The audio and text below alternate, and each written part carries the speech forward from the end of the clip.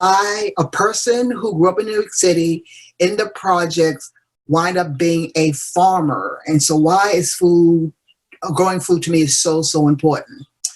So let me get started.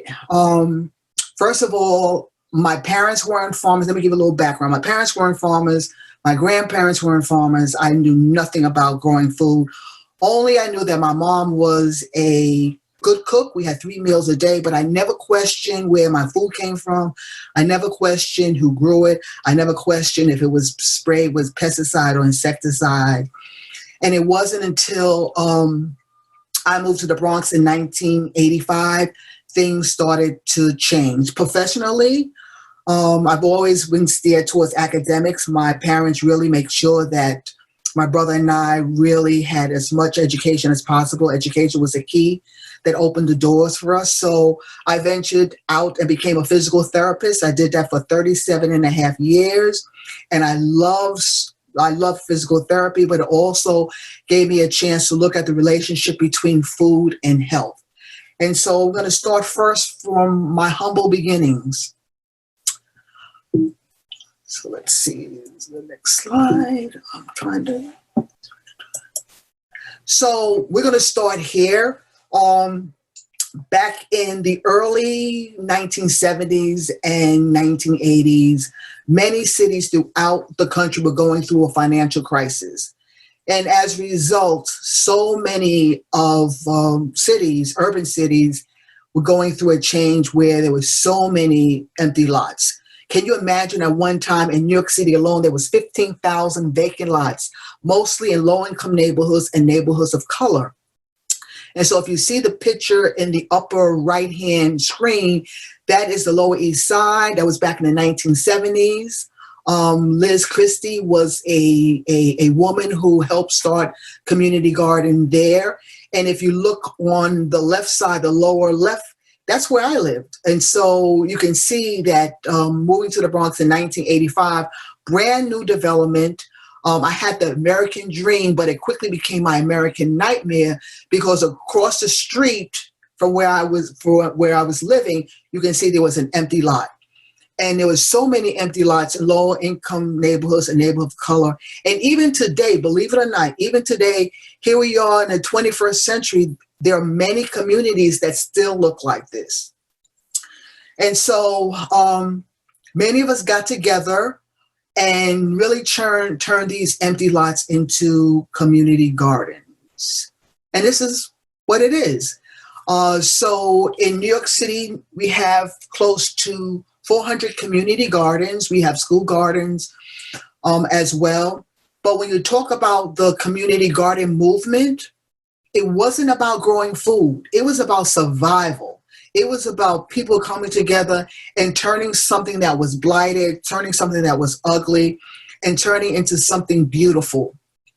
And also, when you look at the history of gardening in America, it didn't start in the 70s or 80s, because back in the day, World War I and World War II, we had what was called victory gardens. And this was as a result of many men going to war. Women were left behind, and so they had to feed. They had to feed the population. So they were called to service to grow food in gardens throughout the country so that they can feed their families. So here, when we started our community gardens, it wasn't about food per se. It was about beautification. And you can see these gardens are very, very beautiful. However, whenever, and I just say this from a heart of goodness, whenever people of color or low-income neighborhoods try to do something to better their community, there's always obstacles in the way. There's always red tape. There's always this political underlying that happens. And so what happened back in 1998, when you thought that communities got together to help the city take away these empty lots and turn them into a community garden, it was, we call sweat equity. We weren't paid for what we were doing. We did this out of the goodness of our heart. But in 1998, Mayor Giuliani tried to auction off 100 community gardens in the dead of night. And so for so long, a lot of us thought, well, why would the city do something like this? We were trying to make our communities better. We're trying to get rid of garbage that was happening in our community, drug activity, prostitution, you name it, and making our communities much better, a better place to live. But again, politics got in the way, and the mayor thought that these gardens now would be attracted to developer. And he did not ask the communities if this is what they wanted. What he decided to do is to put them up in auction. And so looking back, it was so hurtful, but now I realize it was the best thing that could happen. So you're asking, why was it the best thing that could happen? Because what it did was it galvanized people. And I tell people, whenever you do any sort of petition, a sort of gathering, the most important thing you have to remember, there's one thing that can kill a movement, and that is complacency. And so what we found out that we were complacent. We never asked anything for the city, but by having Giuliani put these 100 community gardens up for auction, it started a movement. It started a movement of activism.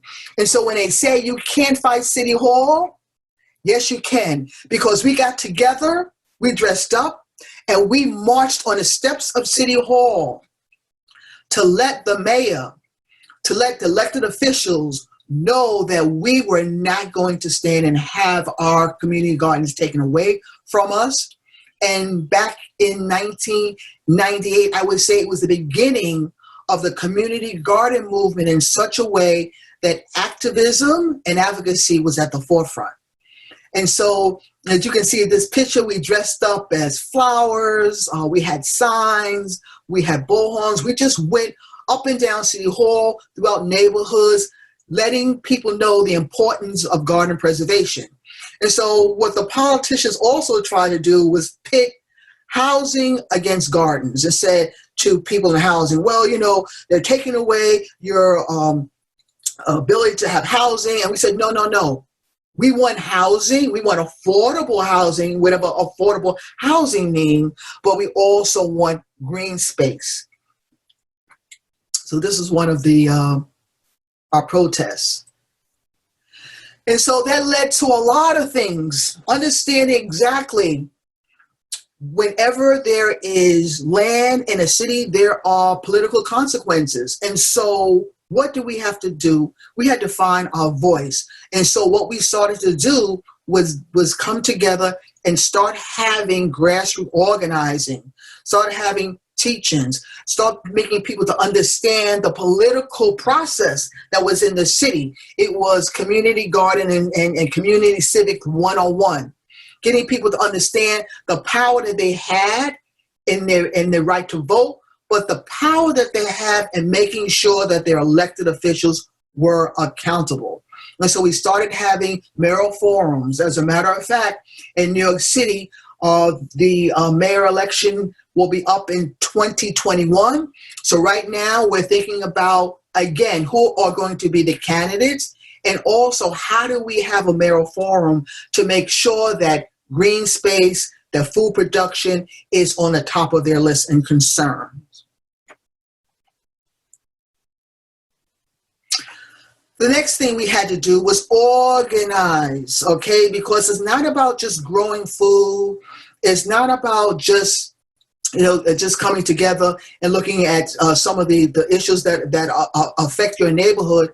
Is it how do you project that in such a way that you make your local politicians tune in to what you're trying to say and to do? And so we did a campaign called Plant the Vote, making people understand that the power that they have in voting. And it's so important because, many of us, we have to be reminded that so many people die for that right for us to vote. And right now, folks, we're coming up to a president election. So it's important that our voices are heard, and it's important that we all vote. And so what we did was we did a petition to make sure community gardens understood their right to vote. And again, to make sure that whoever was running for office, make them accountable, make sure that they're doing the right things. I think for so long we have given up our power. We've given up our power, again, being complacent, sitting back and letting politicians run everything. Even within our food system, we never question where our food comes from. We never question who's behind the scenes, if our farm workers or farmers are being treated fairly. And so this is a time when we think about community gardening, we think about gardening, we think about farming. Advocacy is so, so important. Our voices have to be heard, and the power has to come back into the people that need it the most. And so advocacy is very, very important. This is a time when we all need to come together to think about our political power as individuals, coming together to making sure that our issues are met, especially post-COVID crisis. Next, so people ask me time and time again, what is the importance of growing food? You know, why do you want to grow food? What is it about growing food that's so, so important? And so for me, as an African American, there's always this sort of narrative about growing food. There was always a narrative equating growing food in slavery. And I've been brainwashed to that. Growing up, you know, if someone was to say to my mom, guess what, your daughter wants to be a farmer, she would say, oh, no, no, no, no. Even back in the day growing up, farming was always equated to slavery. However, I want people to understand that farming is in our blood. As African American, we come from a tradition of a farming family, agrarian people from Africa. The reason why we were brought here to America is not because we were dumb, it's not because we were strong, it was because of our intelligence when it came to farming. We brought seeds in our hair. We brought seeds in our hair to bring the foundation of rice and so many vegetables. We brought the knowledge of irrigation, how to water plants. We brought the knowledge of different tools that you use in farming that you see today.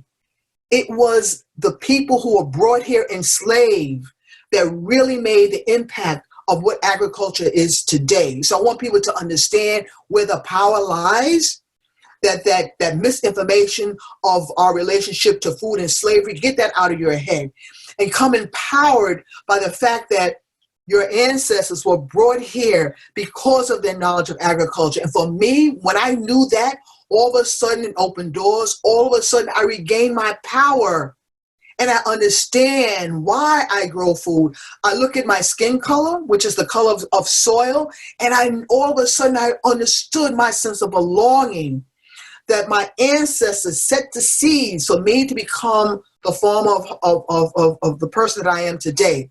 So I'm trying to have this sort of conversation with so many people when it comes to agriculture. The word agriculture means so much, and I think we don't rely on the fact that it's culture and how culture and tradition is so, so important. And so when I sit back and I speak to young people, and I look at their inquiry and I look at if they're willing to know so much about growing food, I tell many of my young people that if you have parents or grandparents who grew up on farms, take out your Samsung Galaxies, your iPhones, and capture those stories. Those stories are so, so important, because I guarantee 10, 20 years from now, they'll say your parents or grandparents never farmed. And for me, it was so intriguing as a physical therapist when I would have that relationship with my patients to sit down and hear their stories about growing food. And yes, farming is hard. Don't get me wrong. Farming was hard, and many people have scars. But when you talk about the relationship to food and having fresh food, being able to go into your backyard or to a farm and pick that tomato, that collard greens, those potatoes, or having your chickens, the hogs, and able to have something that was fresh and local, it is all inspiring. And so having those conversations many times with my patients who at 70 and 80 had so many diet-related diseases, type 2 diabetes, hypertension, end-stage renal disease, strokes. And when I would talk about, farming. They was, oh, Miss Washington, it's so hard, it's so hard. But then when I would talk to them and bring them fresh vegetables or eggs for my chickens, they say, Miss Washington, you're right. We were never sick a day in our lives. My parents lived up until they were 90, close to 100. And now look at me. Look at me. I'm on medication. I have diabetes. I have hypertension, all because of the food that we're now eating. And so I have this conversation when a lot of people ask me about the food system. I say, you know what? For me, there's a 3-pyramid system: the fast food, the junk food, the processed food. And those 3 foods are mostly located in low-income neighborhoods and neighborhoods of color, and they're killing us. So for me, growing food and understanding my relationship to food and health was very, very important.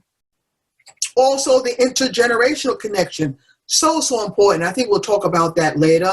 But as you can see in this film, how community gardening is more than just growing food.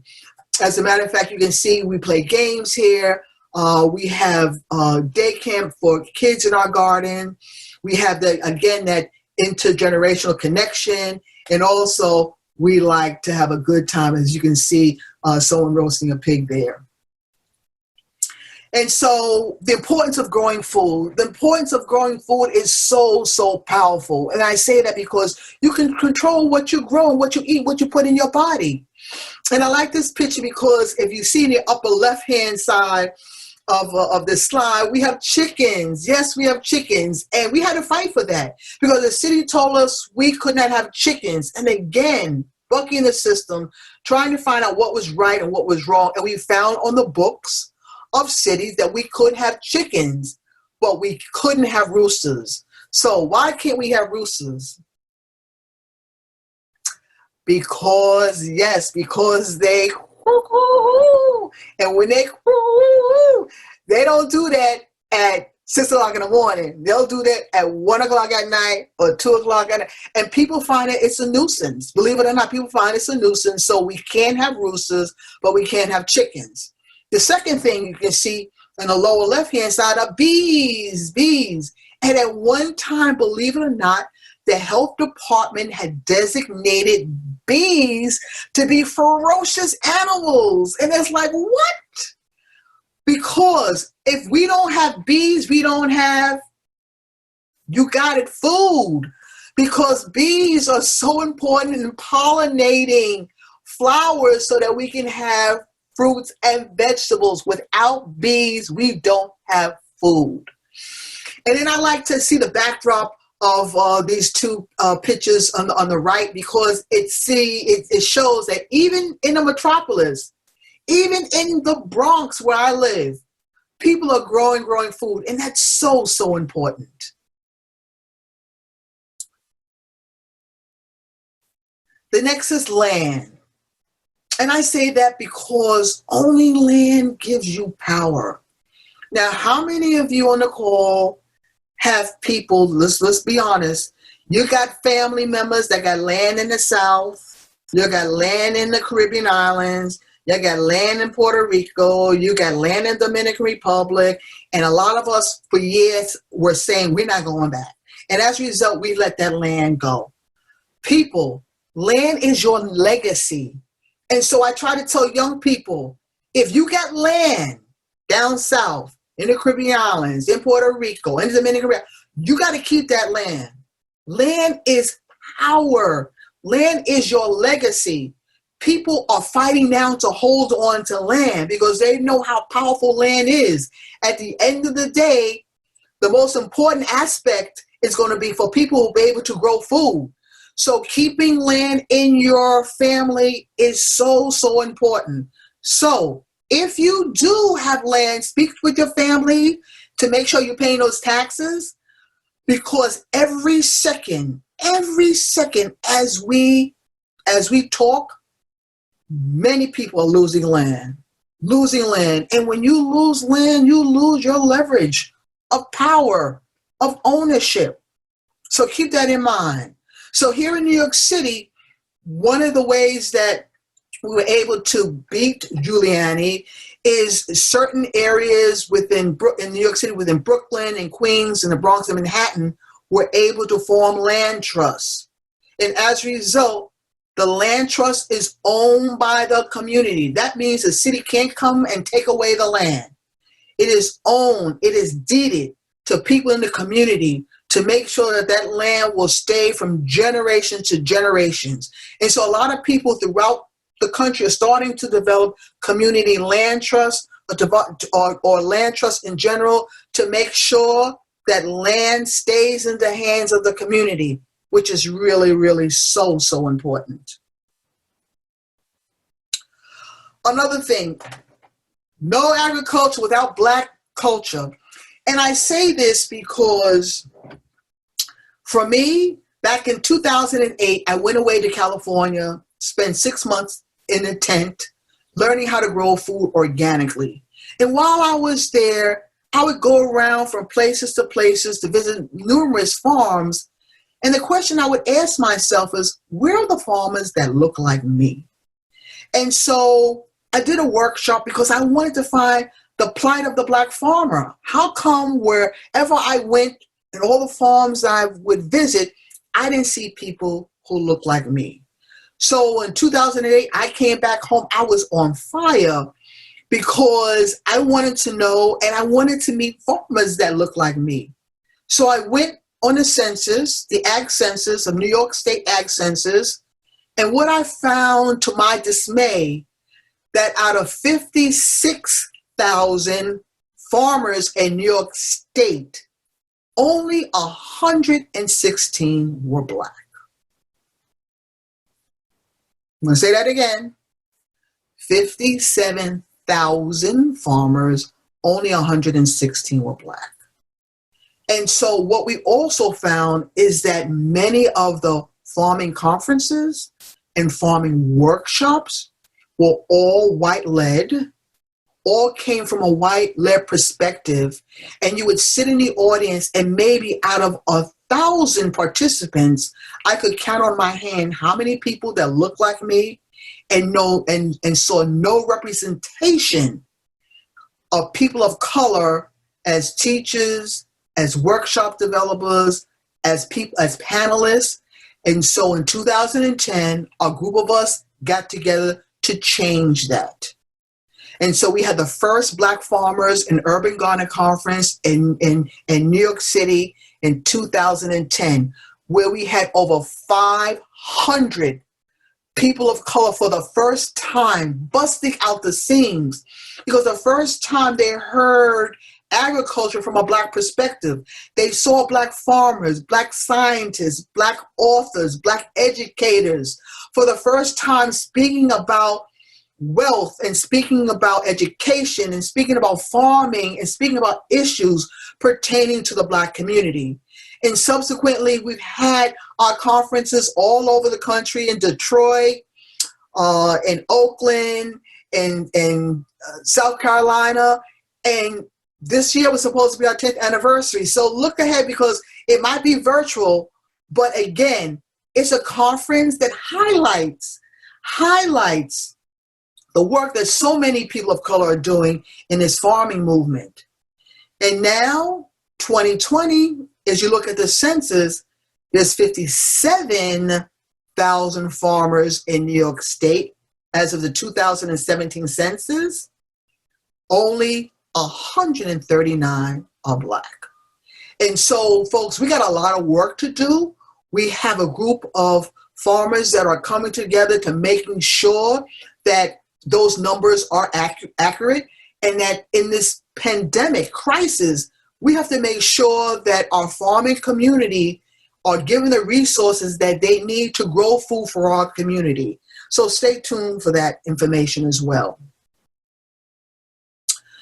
Next, so what are people doing? What are people doing in the midst before COVID, and what are they doing now? Well, a lot of us, instead of sitting down and complaining about the food system, we're forming cooperatives. We're leveraging the power of collaboration. We know that we cannot do this work alone. And maybe there are times when people will say, well, you are a gardener in the city and you don't care about what's happening in rural communities, or you're in New York and you don't care what's happening in down south. We're now understanding what makes us powerful is working together. And so we are encouraging that urban and rural connection, because at the end of the day, we all have to work together. Understanding the importance of indigenous people contribution to agriculture. This country, this land was not discovered by Columbus. This land was started by indigenous people who were removed off this land and put in reservations. And so now we're trying to reclaim that history of indigenous knowledge and indigenous contribution to agriculture, of the capacity of also having seeds to grow on this land, tools that are being used, a lot of knowledge, indigenous knowledge that for so long others have reclaimed as their own. We're now understanding it's the indigenous people that were here before Columbus that we now honor and pay tribute to their contribution in agriculture. We're also forming a lot of farmers market.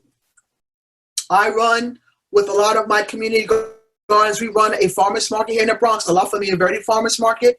It's going into its 18th season. When we first started in the Bronx, no farmers markets were coming to the Bronx. And I remember going to the powers that be to ask, can we start a farmers market in the Bronx? And was told, number one, farmers don't want to come to the Bronx because it's too far. Farmers don't want to come to the Bronx because it's not safe. And farmers don't want to come to the Bronx because poor people can't afford our prices. So let's sort of just take that one step at a time. So farmers don't want to come to our neighborhood because it's not safe. Well, many of our neighborhoods are being gentrified. Number two, farmers don't want to come to the Bronx because it's too far. Well, in order to go to the big Union Square Market on 14th Street, you got to go through the Bronx and you got to go to Harlem to get there. And then poor people can't afford. Well, you know what? If you look at per capita, poor people spend more money per capita than any other group. So starting off farmers market back in 2001, we are now going into our 18th year. Like I said, we are 5 community gardens and 4 rural farmers, and we feed the people in our community. We start from July all the way to November. Start from July to November. And one thing we would say about our farmers market, no one walks away hungry. We have people sometimes and say they just got out of jail or their check doesn't come until the end of the month. You know what we tell people? Because we know what hunger looks like. We tell people, here's a bag, fill it up, and feed your family. Because our market is there to feed our community, bring them healthy food, not at a price, but making them understand why we are here. Now, one thing we have to have this conversation is that there's a cost and value of food. And I say that because we have to understand that people need to get paid. And so when we're bringing food down from our garden, farm, there's a cost and value to that.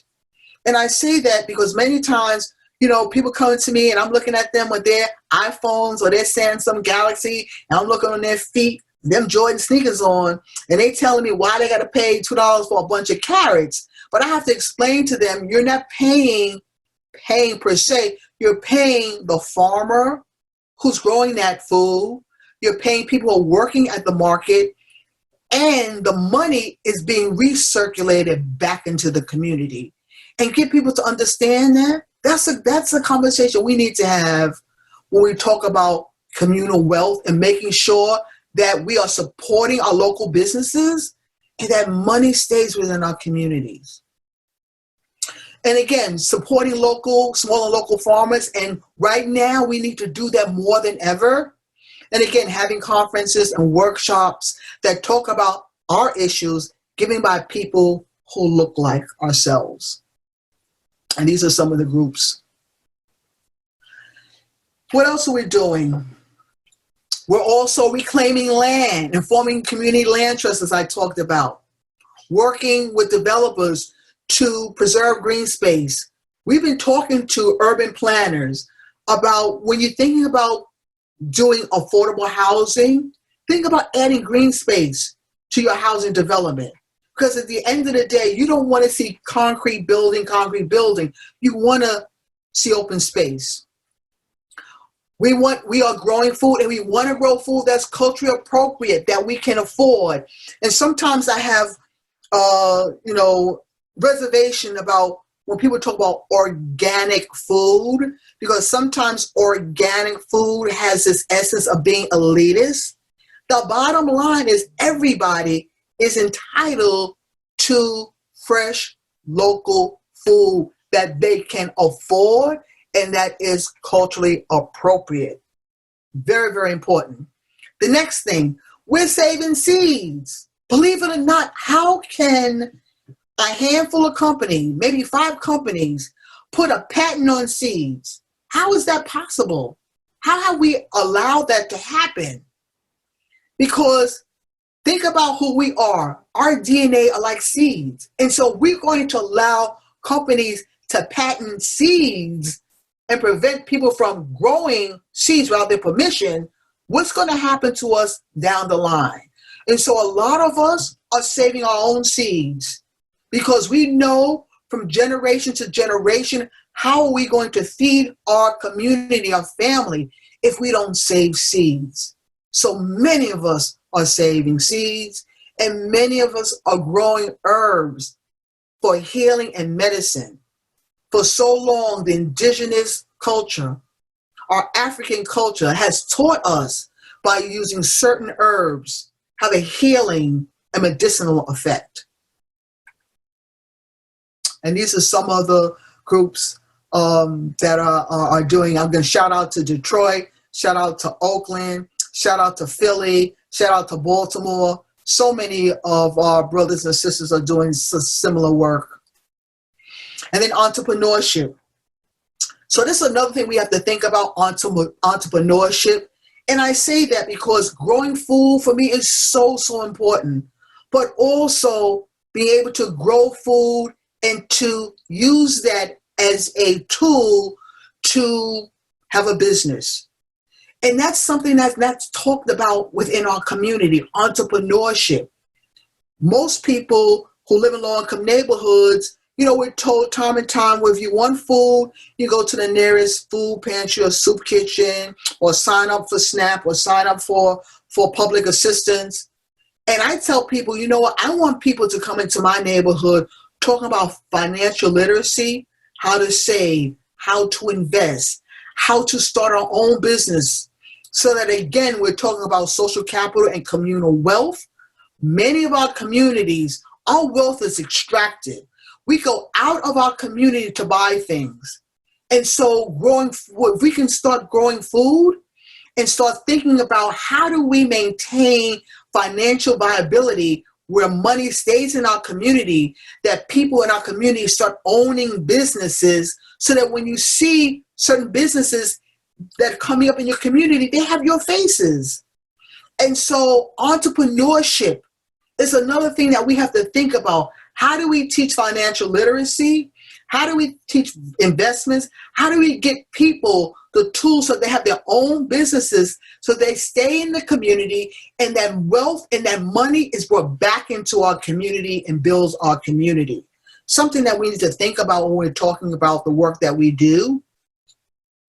And also, which is so, so important, each one teach one. The intergenerational connection is so, so important. Like I said, bring out those Samsung Galaxies, those iPhones, and capture those stories. For me as a physical therapist, I was mesmerized when I would sit after my treatment with my patients, I would sit and have them just tell me the stories about growing food. Give me some inspiration, give me some techniques. And I would just sit back and I would just listen to them telling me how they grew collard greens or callaloo or corn, or how they raised chickens or hogs or goats. And I would just be mesmerized because growing in the city, I didn't have that. And so I learned so much from my elders, and I was able to give it back to so many young people. You young people, you're the next generation. You're the ones that are going to have to move forward and challenge the food system to make sure it's fair and equitable. Making sure there's land for people who want to grow food. Making sure that you have the right to plant and save seeds. Making sure that food is a human right and no one should be hungry. This comes from you, the next generation. Own up to your power and challenge the system in such a way to make sure everyone has access to food and water that is fresh, that is local, that is culturally appropriate. This is your job. This is your mandate, especially post-COVID, when we have to think about things. We're not going to go back to the way things were. That's history. It's not going to happen. So how do we buck the system and break the system in such a way that new ideas are coming, but new ideas that encourage community organizing, connectiveness, teaching, learning, sharing? This is what I'm asking you as young people, the next generation, to make sure that there's a pathway of equality for all. So whenever I finish talking, I always leave my audience with action steps, because you think that I'm going to just sit here and just talk without you having things to do. So I got some action steps I want y'all to do. And these action steps are to promote a more inclusive and diverse food system. So when people talk about diversity and inclusion, when people say, well, we need a certain amount of minorities, and I hate that word minority, because as the country grows, I tend to say we're not the minority, we are the majority underserved. Use that sort of phrase. Diversity and inclusion, it means nothing if the people that you are bringing in don't have power. So we didn't say that, because people will say, oh, we're doing well because we have more women, or we just hired a person of color, or, we hired an LGBTQ person. That means nothing if they don't have the power to exercise their voice, their opinion. So don't just rely on diversity and inclusion if the person that you are including doesn't have power. Tell and share your story. Storytelling is so important. I am here because I sat down with elders and I listened to their stories, and I learned about myself as a Black woman farmer, that I came from kings and queens, that the knowledge that I had when it came to agriculture and food was not based on slavery, but was based on the intelligence of my people coming here in chains, teaching the colonists how to grow food. The sickle cell trait that we have, preventing malaria, because they were dying because of malaria. But we could withstand that. And learning this nuance of my people in relation to agriculture, from storytelling, from education, emboldened me so much power. Break bread and share a meal. Make yourself feel uncomfortable to be comfortable. And I say that because now's the time that we need to come together, folks. We need to come together. Young people, you're going to the store, you got to ask, the elders, what you need from the store. I'm going to the store. If you know a person is not eating well, cook an extra to share that meal. Support the local economy. So again, the resources stay in here. We have to build a local community. to make sure that our dollars continue to come back into our community and not extracted out. We're so powerful. We're so powerful. All we need is to understand how powerful we are when we can work together. I tell people, I live in a community in the Bronx where we have a food system that is a charitable and subsidized food system. Don't get me wrong, because right now it's working. COVID has really brought up to the forefront why food pantries and soup kitchens are so important. However, I tell people to have a successful food movement, especially in low-income neighborhoods and community and neighborhoods of color, provide us with three things. If you provide us with opportunity, with capital or resources and land, people who were once deemed powerless now become powerful. And lastly, let's help develop and promote youth leadership and intergenerational learning. Each one teach one. We can all learn from each other. And lastly, folks, my name is Karen Washington. I'm from Rise and Root Farm. We are rooted in community. We left New York. We traded our Metro cars for tractors. We are up in Chester, New York, and post-COVID, we want y'all to come up to the farm. We're only an hour and 15 minutes away. We're next to Woodbury Commons, so if you know about shopping in Woodbury Commons in New York State, we are 15 minutes from Woodbury Commons. Thank you so much, and I'll open it up for questions. Woo! Thank you. Thank you, Karen. So do we have, does anyone have any questions? You can use the chat or the Q&A. Let's see, we have something there.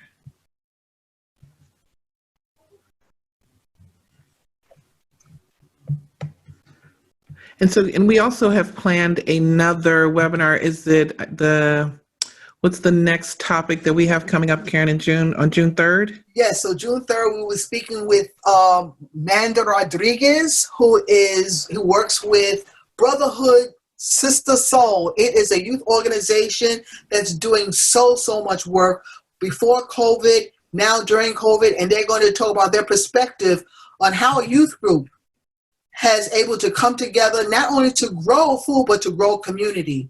And it's been very, very interesting to see a youth group doing the work that they've been asked to do.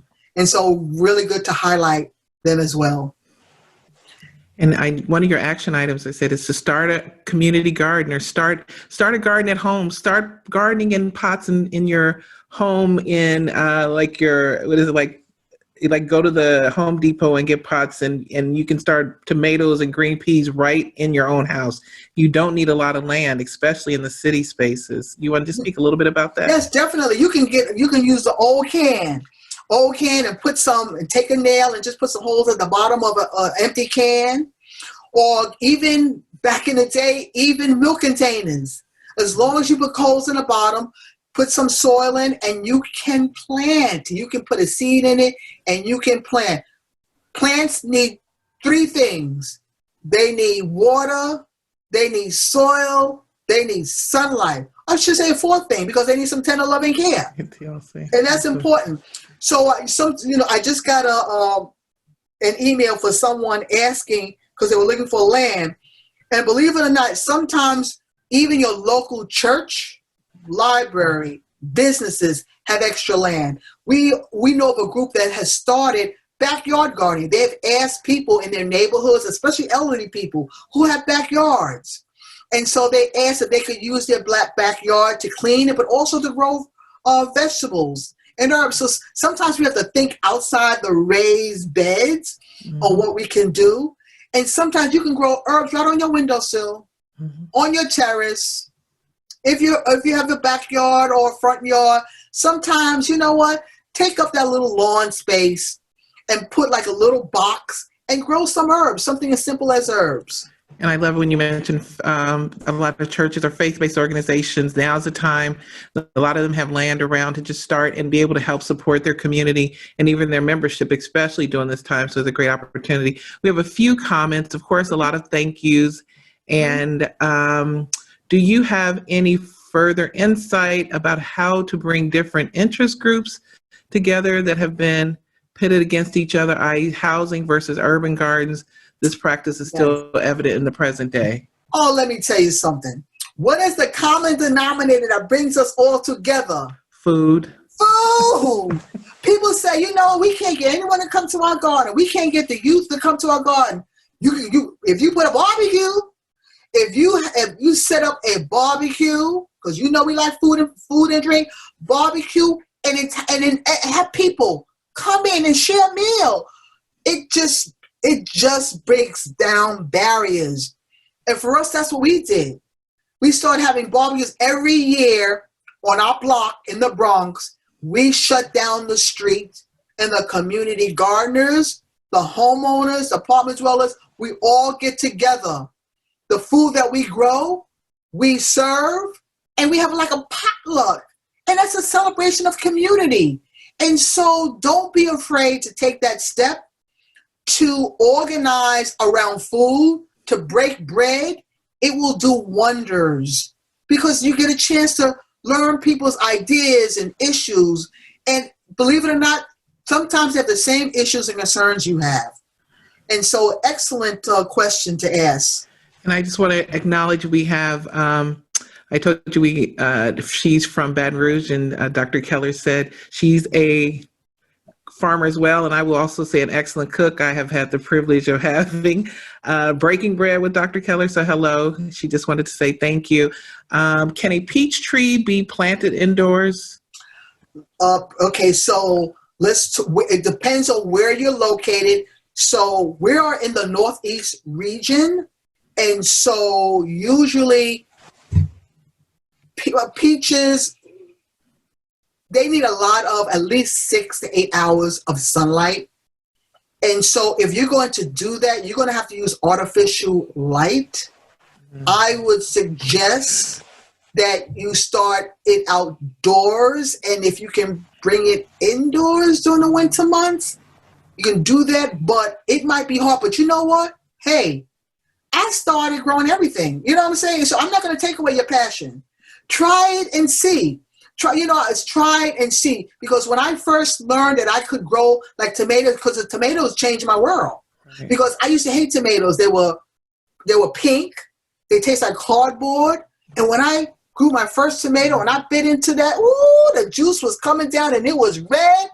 I started to grow. I guess I took the pit out of the peach to try to grow it. Yes, I did the pit out of the avocado. Yes, the seeds out of peaches and oranges. I did all that. So it's going to be hard, but you know what? Try it and get back to me. I would like to see how it's done. There's another one. I run a youth farmers market and a community garden. Both are entrepreneurial programs. I would love Ms. Washington to come. And we do have a peach tree, and we have a peach tree in our garden. A couple of gardens, we have peach trees, nectarines, cherries. But indoors, I don't know. But again, try it. And so there's actually someone that she would love for you to come and to speak to her youth via Zoom this summer. She has a youth program here. So we'll make sure we make Karen's information available to you all. And that's one other one. How long can you preserve seeds? And what are the best methods? Yes, so I have a good contact. A friend of mine that does a lot of work around saving seeds is True Love Seeds. His name is Owen Taylor. Mm-hmm. Owen Taylor and Chris Newsom, both of them. Started here in New York City, and now they run a seed operation out in Philadelphia. And so seeds can last a long time. Believe it or not, some seeds you can refrigerate, and they can last years as long as you preserve them correctly. But that's a great organization to reach out, True Love Seeds, because they're into saving seeds and they can give you a lot of information. True Love Seeds. I'll add that to the follow-up. Yeah. And just a quick, how close are you to Yankee Stadium? I'm really close. I'm close to I'm a block away from the Bronx Zoo. Okay. Nothing to ask, but thanks for a very interesting talk. I'm a backyard gardener and get what you're talking about. Thanks. Stay safe and healthy. Someone says their aunt had a huge peach tree in her backyard in Brooklyn. See, that's right. And someone actually recommended that Google questions about growing peach trees using their zone or zip code. Yeah, Google is our friend. Yeah. But again, growing indoors, you can grow peach trees, nectarines here in New York City. But when you're asking about growing it indoors, that may be a little tricky because of the light. Good afternoon. This is Juanita from the North Shore University Hospital. CART, thanks so much for your passion and caring attitude. While giving this enlightening presentation, I learned a lot and know a lot because I grew up in Philly and my grandparents had a farm in Jarrett, Virginia, which I worked on every year. Your presentation was awesome. Thank you again. Thank you so much, Wanda. Those nice comments. And so, okay, looks like I think that's it. I want people to remember each one, teach one. You know, like I said, have those conversations with your grandparents or great-grandparents or great-aunt that grew up on farms, and you learn so much about your own history in relationship to food. I think as we've gotten away from the land, I tell people we lost our power. Somehow we lost that relationship that we had to the land, to growing food.